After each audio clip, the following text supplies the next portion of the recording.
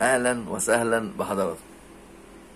النهارده انا جاي اتكلم على موضوع اكيد حضراتكم كلكم هتتفقوا معايا فيه، هو اسباب تدهور التعليق على كرة القدم في مصر. بداية كده، اللي مش مشترك في القناة يشترك ويفعل الجرس، ولو عجبك الفيديو ادعمني بلايك.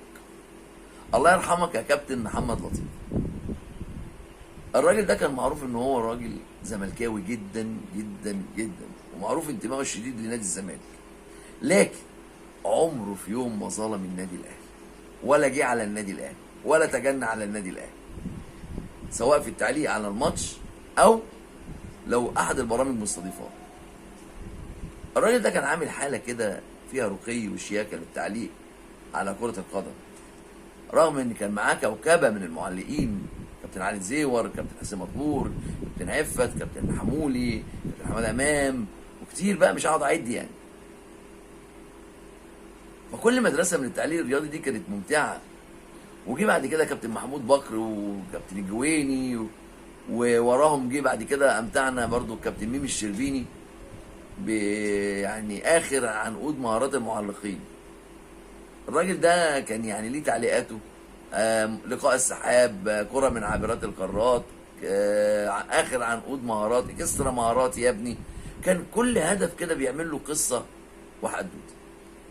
كنت بتحب تقعد وتعلي التلفزيون عشان تسمع التعليق، عشان إثارة المباراة. دلوقتي ايه اللي بيحصل؟ ان انت ممكن توطي التلفزيون عشان ما تسمعش صوت المعلق. طب هتقول لي ايه الاسباب؟ اقول لحضرتك الاسباب: عشوائية اختيار المعلقين، ومفيش لجان تختار المعلقين على اسس اللي هي ان يكون لعيب كرة قدم، ان يكون عنده الموهبة، ان يكون عنده كاريزما التعليق والقبول عند المشاهد. تاني حاجة: ضعف العائد المادي للمعلقين، اللي هو ما بيخليهمش يشجعوا ان هو قطاع كبير يخش في مجال التعليق. ضعف العائد المادي ازاي؟ ده احنا بنسمع معلقين بياخدوا 10 و12. لا، ماليش دعوه بدول، دول اتنين بس، معلقين اتنين هم اللي بياخدوا المبالغ دي. ودول اسباب تانية اللي هم طبعا انتوا كلكم عارفينهم: كابتن مدحت شلبي، كابتن شوبير.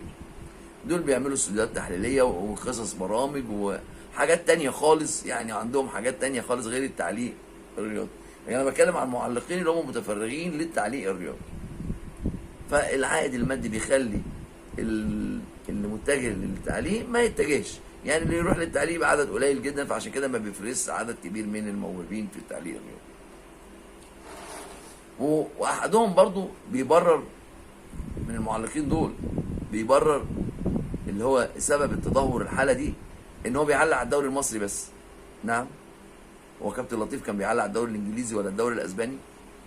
طب انا اقول لك على حاجه: كابتن عصام الشوالي بيعلق على الدوري الانجليزي، بيعلق على الدوري الاسباني، معلق في قناه الجزيره، ماشي. هاته يعلق على ماتش بين مركز شباب الزاويه الحمراء ومركز شباب حدائق الام، هتتفرج على الماتش ليه؟ لان عنده هنا جمهوريه، جمهوريه صوت اسمها عصام الشوالي، ممتع، مبتكر، مجدد. قعدك على الماتش عشان تسمعه هو وتتفرج على الماتش بعد كده. لان في معلقين كتير يبقى الماتش سريع ومثير وكرة جميله وينيم لك الماتش وما تستمتعش بيه. وفي معلقين المباراه تكون متوسطه والاداء متوسط واللعيبه متواضعه، ويخلي لك الماتش ده نار يا حبيبي نار. في ولا مفيش؟ في معلقين موهوبين يا جماعه، بس الظروف ما ساعدتهمش.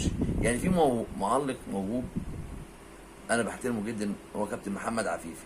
ده ليه كاريزما في التعليق، ليه كاريزما في التعليق، وليه كده حضور ومحبوب. وفي برضه معاه كابتن عصام عبده، كابتن عصام عبده ليه خط لوحده برضه. وبرضه اللي ناجح معاهم كابتن حاتم بطيشه، لانه برضه ليه اسلوب راقي ومحترم في التعليق. وفي كمان واحد يعني كان ممكن يبقى من افضل المعلقين، هو كابتن احمد الطيب، لولا هجومه الشديد لنادي معين بعينه، والنادي ده ليه جمهور كبير جدا. فالراجل هجومه الشديد للنادي ده اثر على مشواره في التعليق الرياضي. فيا جماعه احنا عايزين نستمتع بمباريات كره قدم حقيقيه، وتعليق يخلي الماتش ليه طعم. فما تقوليش اصل انا بعلق على الدوري المصري، لا، المعلق موهبه. هتيجي تقول لي ممكن معلق ينجح ويكون ما لعبش كوره خالص، اقول له اه ينجح، بس بشرط ان تكون الموهبه الحقيقيه عنده في التعليق طاغيه فذه، مع المذاكره ومع التحضير ومع الانترنت اللي خلى كل المعلومات متوفره لدى اي معلق. لو ذاكر الماتش منها وموهوب هينجح، وهتتفرج عليه وهتشوف كرة حلوة.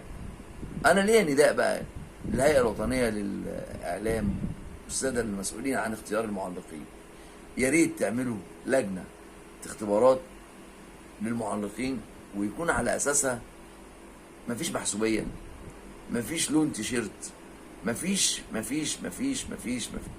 عشان نطلع لنا جيش من المعلقين الرياضيين اللي احنا نستمتع بيهم ويمتعونا بالكرة المصرية والدوري المصري.